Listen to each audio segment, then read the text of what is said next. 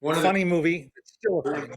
William Atherton, that guy was a spectacular bad guy. He was so bad, it got real warm in the room when he entered. He was a really great bad guy. Fantastic. And David Good Martin was casting the makes mayor. Was cool. Yeah. Mhm.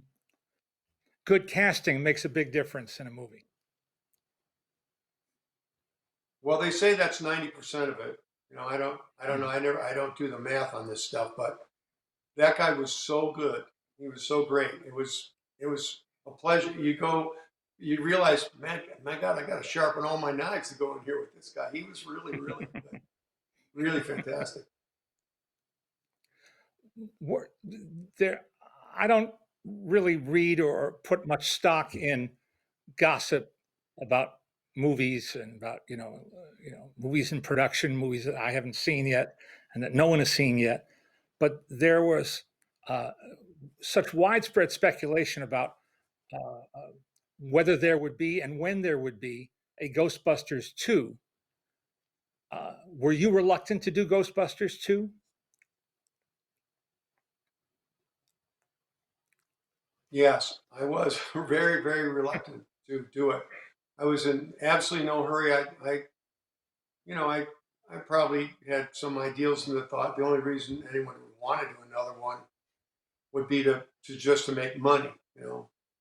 So, but they kind of, and I was probably the most reluctant, and they kind of, someone outfoxed me anyway. We went to and had I don't know if Ivan set it up or Michael Ovitz or somebody, but we went and saw, they got us all back together in a room.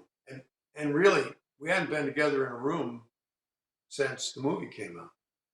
And it was just really, really fun to be together. We were really funny together. It really, like, those are some really wonderful, really funny guys and girls. I mean, Sigourney and Annie Potts, spectacular women and funny as hell. And they got us all together and they pitched some sort of a story idea that was really great. And I thought, holy cow, we could make that work.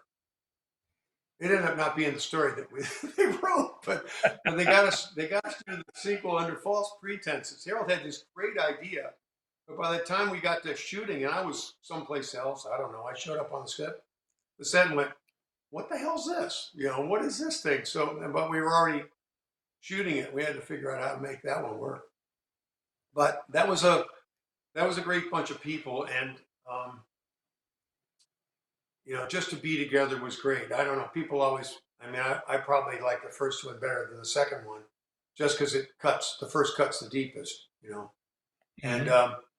and it was really we were in New York. It was all New York, and we really made a mess in New York for a couple of months, and had a lot of fun in New York too. And because people in New York, they'll kind of accept things, but they thought those uniforms when we rolled into places in those outfits, and people thought, well, I don't know, they must be somebody. They got these damn unis, they got these cool uniforms. They must be somebody. People thought we were real, that we were, not everyone, but people thought we were legitimate. And we drove that damn car through red lights and green lights and yellow lights and one-way streets, and it just looked like we were in charge of the situation. It was a lot of fun that first time. We didn't Yeah. get away with that much. And now you have the distinction of having participated in every iteration of Ghostbusters. Yes, that's true. Um, I did the one that the ladies did, and those Hmm. are some of my favorite funny people. Those girls are They're so great. funny, and and you talk about improvising. They did nothing but fire grenades all day long, and I sat in amazement watching them, and they circled the globe. I mean, it was, you want to trip around the world, do a scene with those four girls sometime. That was interesting. It's interesting to be a guy and listen to girls talk.